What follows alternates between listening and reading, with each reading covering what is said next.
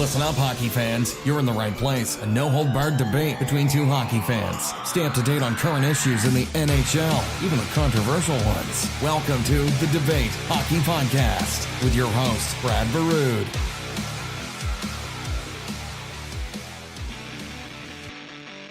It's time for episode 5 of the Debate Hockey Podcast. Tonight we talk about Flames, Wings, Brawl, and the aftermath of that, bad contracts in the National Hockey League, and NHL Relocation. It's November 19th, 2017. Join me, along with co-host Blake Friars, for the Debate Hockey Podcast. Win big! Inside Edge Hockey News. Saturday Night Challenge. Every Saturday night on DraftKings. Topic 1 on the debate tonight, Flames, Red Wings Brawl, and the aftermath of the brawl. You know what? Were you watching it live, Blake? No, I didn't see it live. My phone blew up in notifications. Flames, Red Wings Brawl, goalies into it. I was like, what the heck's going on here? So I click in it, and then, quite the fiasco there, that's for sure. You know, I was watching it live, and I had actually been watching that whole game, and you know, there's a lot to this, and a lot that actually causes frustration on my part, as far as not so much the way the league, well, kind of the way the league handled it, but kind of the way the whole situation, you know, happened. A lot of chippy stuff in the first period. When the fight finally happened, it's Witkowski grabs. I don't even remember who he grabbed. Who did he grab? Calgary defenseman Kulak. Brett Kulak, yeah. You know, and you got a young defenseman there, and I don't have a problem with him grabbing to fight. Yeah. I'm good with that. But at the end of the fight, he's throwing punches when Kulak was down. Defenseless. Kulak got beat. He's defenseless. He got beat up. Yeah. And he throws more punches when he's defenseless, and not so much the punches, but he jerked his head and tried to slam his head. That's not cool. Then Hamonic came over and tried to get in the face of this Witkowski guy. And Who is this Witkowski guy? That's the part that bothers me the most. This guy's a nobody. Yeah. He's a guy that, you know, when we were talking about it earlier, the topic came up, you know, who is this Witkowski guy? Yeah. He's a guy that I guarantee you we will not know in 3 years. Yeah, for sure. That was the first I heard of the kid before that line bro. And I'm fine with the fight and everything. Well, as he's going off, he's being let off. I did not see it initially live. I did see it after. Mm-hmm. Tkachuk gave him a whack. A love tap. You know, it really wasn't hard. No. Being fair, it wasn't hard. He hacked him in the back of the ankle. Did he really need to do that, though? Well, no, absolutely not. But like we were talking earlier, you know, does most of the stuff happen in brawls or in skirmishes need to happen? Yeah. You know, we had multiple incidents this week where I thought, you know, earlier in the game, Howard had gave Tkachuk a healthy whack on the back of his legs. Did he need to do it? No. Was he doing it because Tkachuk was in his crease? Yeah, and I'm okay with that. That's Tkachuk's game, though. Tkachuk's just a gritty, he is, and grindy forward. That's why he's in the league. And, you know, but see, the thing that Tkachuk brings to the league that Witkowski doesn't is talent. Mm-hmm. You know, but there was no penalty even called when Howard gives Tkachuk a whack. But Tkachuk gives Witkowski a little hack, not about an eighth of the severity. And he gets a game suspension. And he gets a game suspension out of it. Yeah. And let's talk about his suspension first. He gets 1 game. And when you read into the league press release on it, is he gets it for basically initiating and the unsportsmanlike conduct. Mm-hmm. And, you know, to a point I'm okay with it. But I am a little bit frustrated with it because Tkachuk loses a game and $11,000 to a rookie contract. Not that much of a big deal. Well, I don't know. I mean, it's $11,000 that Howard's not losing. Nah, good point. You know, I mean, if we're going to call the slash on Tkachuk, which they call it a spear, which is an absolute joke. Yeah, you kind of just and all that was is a knee-jerk reaction by the officials when the officials were like, "Oh, we botched this because we got to watch that guy go down the hall so none of this happens," and they didn't do their job. Well, the thing is that but bugs me about it is the players shouldn't turn around either. No. But what bugs me about this is the referees could have got the game under control and just gave Howard a penalty. Okay, so But Howard didn't start this. No, I'm saying, but the Tkachuk's saying, oh, they're not going to give Howard a penalty for chopping a guy, so I'm going to do the same thing, and that might have started everything. Yeah, but I think this all goes back because a couple weeks ago when they played, Abelkader got his face, a bone broken in his face in a fight. Totally clean fight. Brouwer caught him with a good one and broke a bone. Now, Witkowski was in the lineup, I guarantee, to right the ship on the Abelkader, which, right or wrong, whatever, I guess. But when you go fight Kulak, who's a rookie, and I mean, that's fine to fight him, but then to drag it out like that. And then Tkachuk gives you a little thing. Okay, pretend that wasn't Tkachuk that did that. What if that would have been Johnny Gaudreau? Does he get suspended a game? No. It's just based on Tkachuk's reputation, though. Which is a bunch of crap. Yeah. Which is a bunch of crap. That's the way the league's going, though, because you look at a guy like, for instance, because Matt Cook. You look at Matt Cook. There's a big difference between Matt Cook and Tkachuk. But I'm saying they play a similar gritty style. Wear down people. Tkachuk's not as dirty, but they both play the same style. They wear you down. They're physical. But every time Matt Cook had a hit, Matt Cook, is he going to get suspended for this? Is he going to get suspended for that? It's just that's just how it is. So what do you think of Witkowski getting 10 games? Now, everybody was freaking out saying, that's crazy, that's ludicrous that he gets 10 games for that. It's an automatic penalty under Rule 70.6. Yeah, he left the bench. It's an automatic 10-game suspension. Well, it's not even that he left the bench. If you read the rule, he was escorted off and ejected, and then came back. Came back from basically, technically, the locker room. Yeah. I mean, he didn't make it to the locker room, but technically. That's one where... he probably could have got more. The league. He probably got maybe 15. It's an automatic 10 game. Yeah. Which I'm proud of the league for holding to that rule because they look like complete fools if they wouldn't have stuck to that rule. But my only anger in this whole thing was, they come out and they fight, and it was really, if you watch that, there's hardly any fighting going on, and then you got Howard out of his net trying to stir stuff up. And John Gillies comes. And he didn't even do anything. I was like, what is he doing? Gillies didn't do anything. He should have dropped his gloves and beat the tar out of Howard. That would have been cool. He's probably lucky Mike Smith wasn't playing. That definitely would have happened. Mike Smith would have done it in a heartbeat. Oh, for sure. They were joking. They were joking on the broadcast that if Mike Smith would have been dressed, he would have left the bench. He'd have unloaded on that whole deal, which I'm not so sure wouldn't have been a good plan because Howard was sure, Mr. Tough Guy that night. But I don't know. Mike Smith would have been licking his chops to be in a situation like that. That's for sure. And I know there was a lot of bad blood too with Mantha and Hamonic, which was really technically the only fight going on. And Hamonic was leaning up against the boards as he was fighting. He fell through the door that Witkowski was let off. That wasn't Detroit's fault that he fell through the door, but when he's on his back, Mantha kept feeding it to him. And there will be retribution for that. And I wish these two teams played again this year, but they don't. Yeah. But I got a feeling Hamonic's not gonna forget that. And he was pretty animated in his post game about not being classy and stuff like that. The code. Yeah, the code. Yeah. There is pushing it too far. Yeah. But this week we saw a lot more of this chippy stuff in the league. And it's about that time of year where coaches start getting a little more stressed to where their teams are in the standings. And I got a feeling we'll see more of this. Yeah, for sure. InsideEdgeHockeyNews.com. NHL news for NHL fans. Topic number 2 on the debate tonight. NHL contracts. Which contracts are the worst? Which ones are haunting GMs right now? Oh, I got about 5, 6, 7, 8 of them written down right now.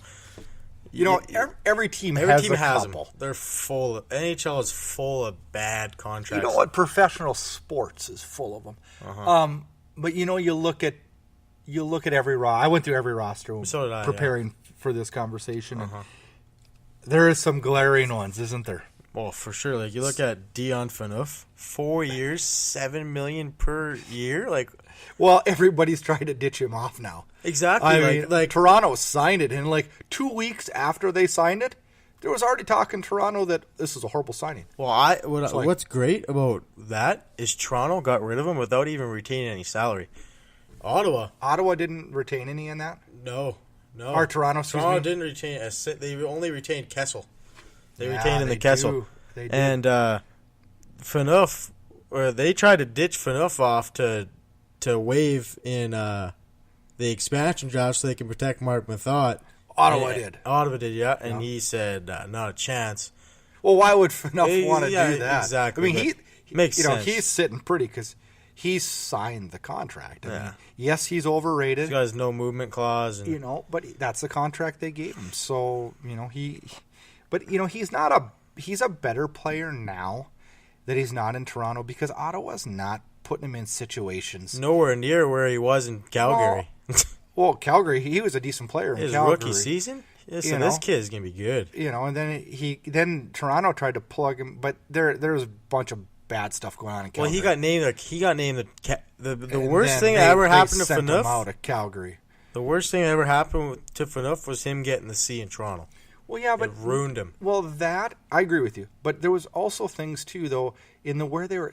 He's not a first pair. He's not a top defenseman. two. He's a top 4. And Toronto was putting him in situations that he can't handle, and he was getting walked left and right, and he's getting crucified in the media, and now he's in Ottawa, and they're playing him a little bit smarter. And I don't think he's a half bad player, but the problem is he's not a $7 million player. For sure. But Absolutely Ottawa not. knew what they were getting there.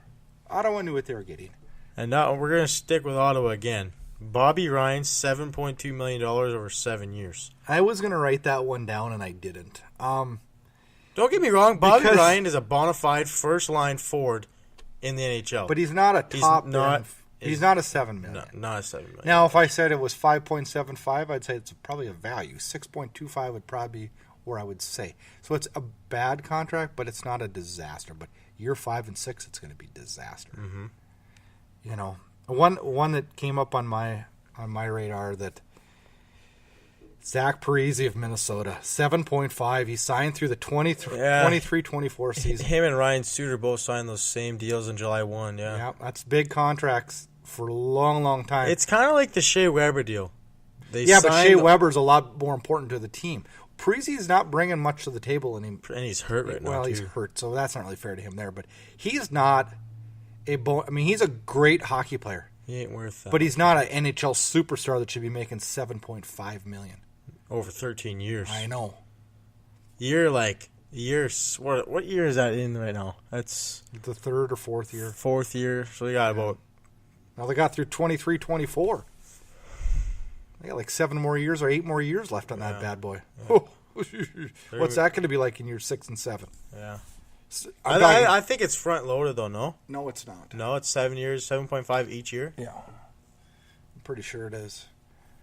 Because, well, maybe I'm wrong in that, in the fact that they could front load them back then. Yeah. Let me just pull it up, and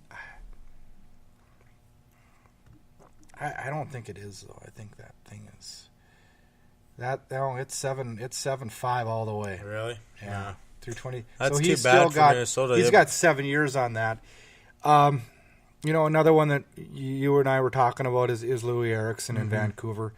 $6 million through 2021. Louis Eriksson isn't a horrible player. Or anything. Yeah, he was a 2-time 30 goal scorer before Vancouver signed him.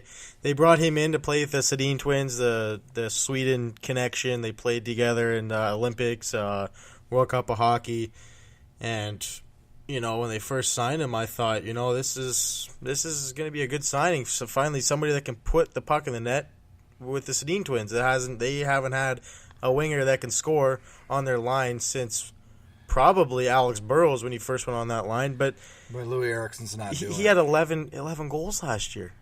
$6 million. I think they're going to regret that in year 4 or 5 for sure. Another contract, they're in the end of this is their last year of the contract. Henrik and Daniel Sedin. When they signed those deals, they came off their back-to-back Art Ross trophies, but now they're playing like fourth line minutes for Travis Green, and they're eating $14 million of the cap for Vancouver. It's not good. That'll help Vancouver next year getting rid of that. Oh, for sure. You know, another going back to the Louis Eriksson, I was looking at some figures on a website that everybody should check out, and that's Cap Friendly. It's boy, you want to look at salaries? I'm on there every day. That place, that site's amazing. So check out Cap Friendly. Louis Eriksson, dollars per point. Yep. $3 million for every point. Yeah. It's not good. That's where he's at this year. Yeah, that's where he's at this year. But not good. you know, another one I'm going to bring up is one that is, I don't know if you have it on your list or not, but Andrew Ladd, $5.5 million, signed through 22-23. I got that one on my the list. Islanders. Yep. Wow, that one's going to be a tough one too. Andrew, The don't get me wrong. term or the dollars isn't that bad. It's the term. I know, but Andrew Ladd's a decent player. But boy, oh boy, how is he going to be decent 3 years from now? 4 years from now? I don't know. He's what, 30, 31? Yeah, 32. And maybe? I've always liked his style, but that's high dollars for that type of player. You know, another one we talked about. I'm going to talk about this one, and I got my 3 big ones at the end here, and I think we maybe probably share a few of them. But Troy Brouwer, Calgary, 4.5 through 2019-2020. Just, I mean, I see what Calgary was thinking with his playoff production, but boy, it hasn't equaled. Hasn't even got. It's like anything. Louis Eriksson. They haven't got the production No. that they wanted from him. Not since day one, and that's too bad because if he would have brought over what he had in St. Louis to Calgary, that would or even Washington would really help this team out right now. And so what when you look at your 3 big ones, what are your 3 big ones? I got Dustin Brown on my list. Me too. I got Dustin Brown, 8 years, $47 million. The guy hasn't been the same ever since the 2014 Cup run. He lost his captaincy that year, and he's not.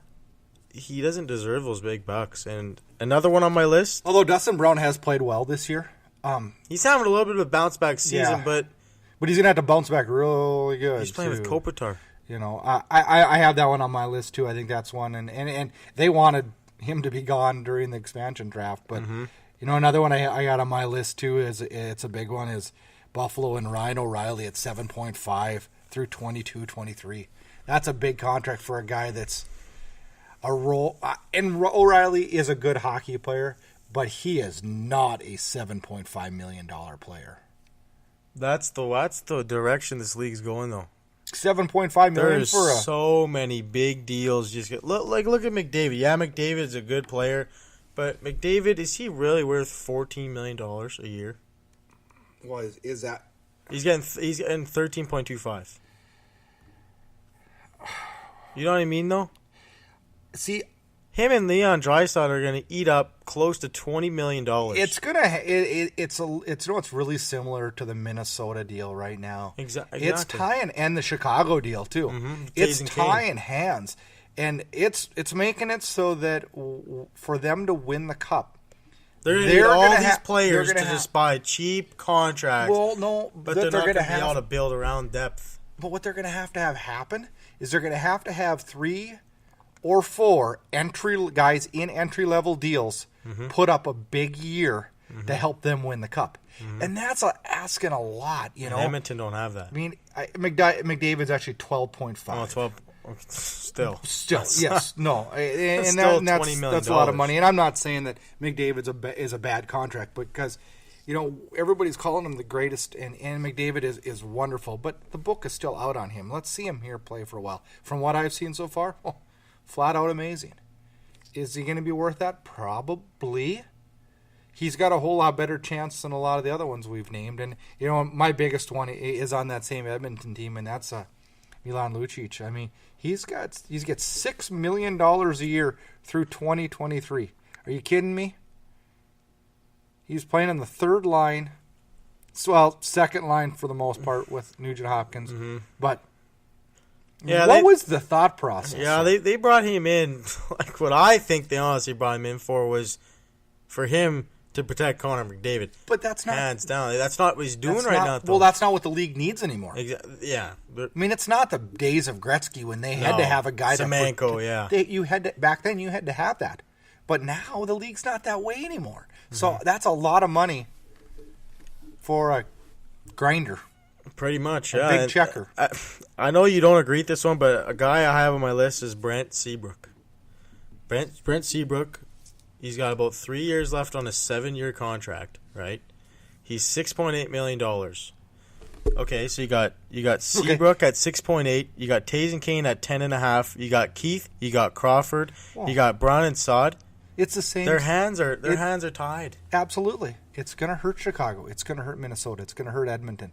You know, don't get me wrong. Pittsburgh's the only one. Pittsburgh's the only one that's figured it out. Yeah. They got all the stars and they got them all a good contract. Well, exactly, because value contract. Crosby, $8.7 million. Yeah, but what's Crosby going to sign his next contract for?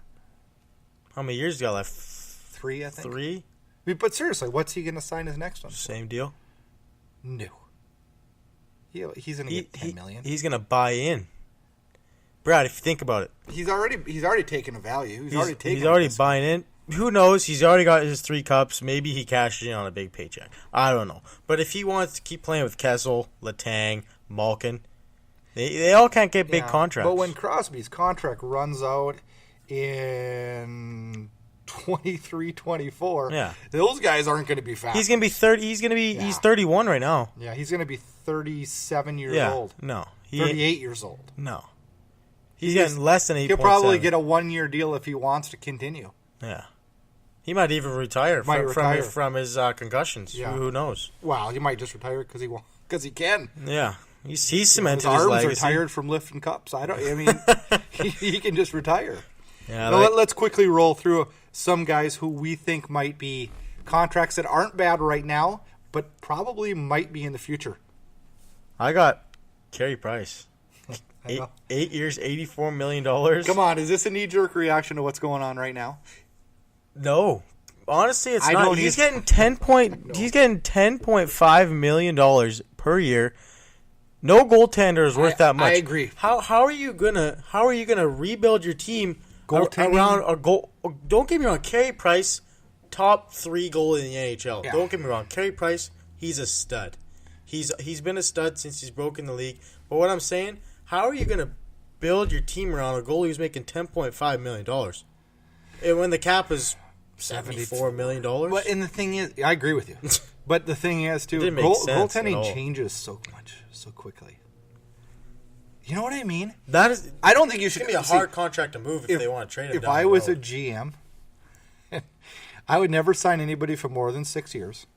And I would never sign a goalie for more than 4. 4. That's just me. I wouldn't sign anybody over 4 years. Yeah, but you're probably not going to get a big star then.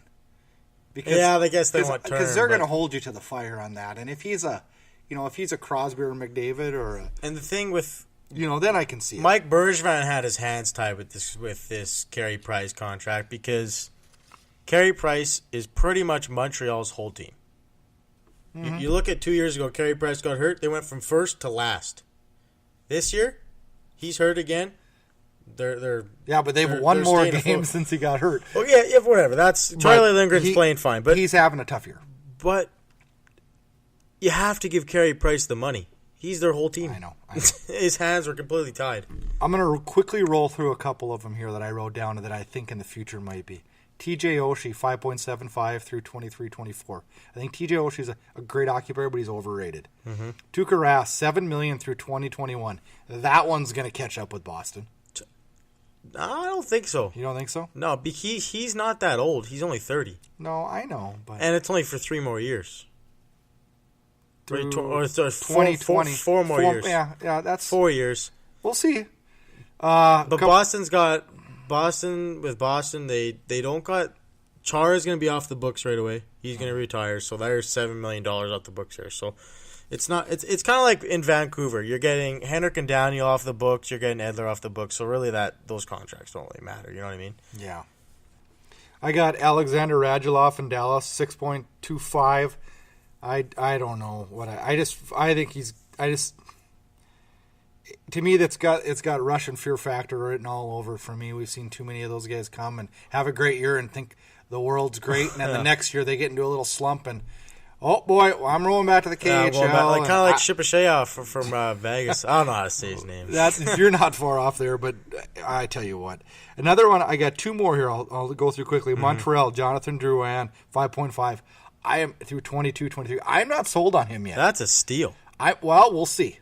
That might come back to be my dumbest statement of the year. But if that guy puts up 100 points and you got 100 points okay, in his career? We'll say 80 points a year. He's not putting up 80 points. He has the potential to put up 80 points in a season. Hey, I'll take you out to dinner every day next year if he puts up 80 points. Listen, Brad. No, all honesty, seriously, that guy, if he puts up a point per game, right? Let's just say Montreal's not even putting up 80 points. Right but seriously, $5.5 million for a guy like that could be a steal. Okay, I'm gonna name another one, and this one I thought was maybe you might laugh a little bit too, or you might agree. I got Nashville Johansson at $8 million through 23-24. I think he's a good player, but is he really the real? Is he an $8 million deal? No, I don't think he is at all. I don't either. He's a first line forward. Don't get me wrong. He's good. That trade, very smart for David Poile. That was the Seth Jones trade. Look at this. Is he worth the same amount as Draisaitl? No, not a chance. No. You know, I mean, you just look at some of those contracts. It's like, holy cats. I don't think. Let's look at it this way. Is he $700,000 less than Crosby? That's the thing. But we can't. You know what though? In defense of that, I don't compare anything to Crosby's contract because it's out of whack now. Mm-hmm. But he signed a long-term deal. But you know the thing is, and they always say, "Well, I don't understand why these players don't do like the NBA or do like the NFL they sign out these 7-year deals or whatever."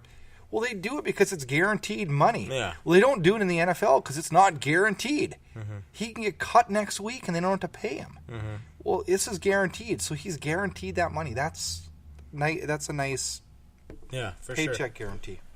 So it's going to be interesting to see right now current contracts. Who is the one you would not want on your books the most? Who's the worst one right now? I'd probably have to say Bobby Ryan. I wouldn't want that. I wouldn't want the Milan Lucic. I wouldn't want that. So let's Bobby Ryan deal. No. See, I didn't even have that one on my list, but that's. Or it could be Bobby Ryan or it could be Dion Phaneuf. So you're going Ryan, I'm going Lucic. Yeah. InsideEdgeHockeyNews.com. Your inside source for interviews with players and members of the hockey world. InsideEdgeHockeyNews.com. Topic number 3 on the debate, NHL relocation. And the reason this got brought up so heavily this week is this whole Houston conversation. And Bettman meeting with potential owner in Houston, and the talk kind of went crazy in the whole media. Is this Calgary leaving to go to Houston? Is it going to be Ottawa? Is it going to be Arizona? Is it going to be Florida? Carolina? I mean, there's so many teams. And there's so many things to talk about too, as far as is relocation necessary for some? Do we need expansion? Heck, do we need contraction? There's lots of things to talk about here. Let's first talk about this whole Houston thing and get us up to speed, Blake, on how that all came about. Yeah, Tillman Fertitta came out with a press release, and it says, as I've mentioned before, I'm very interested in the possibility of bringing the NHL to Houston, but it will be a deal in the works from our organization, the city, the fans of the NHL throughout the region, and the NHL Board of Governors. We are very early stage of evaluating what opportunities may exist, but look forward through a process. He met with Gary Bettman last week, And Thursday. Last Thursday. Yep. And they had the Houston Aeros as an AHL team, and from 94 to 2013, and they relocated, and now they're the Iowa Wild, Minnesota's farm team. But Okay, you said this guy owns the Rockets. He owns the Rockets. He bought that for in the billions, was it? Yeah. Okay, and now he wants to bring in $2.2 billion. Okay, so this guy's obviously got money. Uh-huh. So now he wants to bring a team. There's not been any talk of NHL expansion since Vegas came in. I know Quebec City was wanting that and didn't get that, and I don't think NHL is ruling out expansion at this moment. I don't think it's going down the expansion route, though. But I don't either. And I don't think the NHL is ready to expand anymore, and I think they know that. They know that, yeah. Well, they do need 32 teams, though, Well, to even out the divisions. Okay, so how about we get rid of a team and let's go back to 30? Who do you get rid of? Oh, No, so serious question. How long? You're going to get me fired up here now. How long do we got to go down this debacle in Arizona? I mean, I cannot believe how many times I have Multiple I watched the stinking city council meetings in Glendale, Arizona on my computer to find out all this rigmarole, if they're going to support this team or help financially and stuff. Every owner that's been there has lost millions of dollars. Yeah. How can you keep doing this? And Bettman, it's his baby. I mean, he's stuck his neck out 100 times to keep a team in Arizona, and I think it's absolutely crazy. But, there's other things we need to worry about, too. And for a league as strong as the National Hockey League is, and as good as the National Hockey League is, how can you be, and as smart as the National Hockey League? They've made a lot of smart moves here in the last 20 years. With rule changes and stuff like that? Well, not so much rule changes, but just like business finances in the last, since Bettman got in. You can knock this guy, but he's a smart businessman. Oh, yeah. And he knows what For sure. He knows what he's doing. But when you have teams like Carolina financially struggling, Florida disastrously struggling, you have a team like Arizona that's disaster, and you got some teams like Dallas and a couple other ones that aren't, what's going to happen on the island with the Islanders. I mean, you got a lot of things up in the air. There is no way you can look and say it's a good time to expand. Now, relocation. And that's kind of where this conversation was going, is probably more viable. The scary part of that whole deal is, though, the teams that are talking relocation are teams that are in markets that I think would be crazy to leave. Yeah. And both of them are in basically pissing matches with their government for arenas, and that's arenas, Ottawa and Calgary. And Calgary, one of the most fan crazed franchises in all of Canada. Don't get me wrong. I mean, they're up there with one of the best teams in Canada. Yeah, and from fan support, absolutely. And I would hate to see Calgary lose their team. That would be a disaster, and I hope it doesn't happen. It's not going to go that way. Well, we could talk for an hour on that, and I worry with this mayor, and he was reelected, and I worry that this is going to go through. I really, really do, and I know Calgary's ownership has been committed to the city of Calgary and has done a lot of good things in the city of Calgary, but push comes to shove here, our ego is going to get in the way. Yeah, they can. Does this Calgary's ownership group, which is a strong, stable financial ownership group, look to this guy in Houston and say, "Hey, you want him, you got him"? No, they very well could, and that would be very unfortunate for the country of Canada, because that's, like I said, that's one of the best teams in the nation. But Houston, I don't think Houston gets the team. Yeah, this guy's got the money now. Here. But if they want to go down that road, Seattle is getting a brand new stadium, and Quebec City has a brand new 20,000 capacity. They would be thrilled to have a team. If I had my vote, Quebec City would have a team right now. Yes. I think Quebec City is you could relocate Arizona and put them in Quebec City. Profit destination. Oh, for the NHL? For sure. But here's the deal with Houston that scares me a little bit. There's 2.3 million people in that area. It's the 4th largest city in the United States. Huge TV market. And that always just seems to but you mentioned make Gary Bettman go crazy. You mentioned that Dallas has trouble supporting a team, so what makes you think Houston would be able to support? I don't. I disagree. This whole population thing, when that's brought up, boy, it's such a big market. I think that should be thrown in the trash can. Mm-hmm. Hockey fans market is what should be dictated. And you know what? You want to prove it? Look at Winnipeg. Mm-hmm. Capacity, small rink, every small night, market. Impossible ticket to get. Oh, for sure. Spells out to the roof.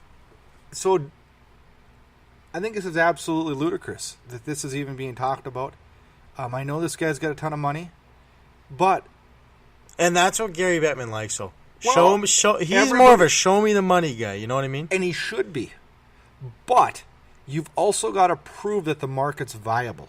Seattle and Quebec City, hockey markets. Oh, really? What has Seattle proved? Seattle? Mm-hmm. They sell out every game, and Portland Winterhawks. Yeah, I know. I know, and I'm not arguing. I think Seattle's a much better destination than Houston. I do. But, seriously, do we... are you saying move a team there, or are you saying expand? Relocate. Okay, so who would you relocate where? Right now? Yeah. I would move Arizona to Quebec City, okay? And I'd move Florida to Seattle. Why would you cross them? Huh?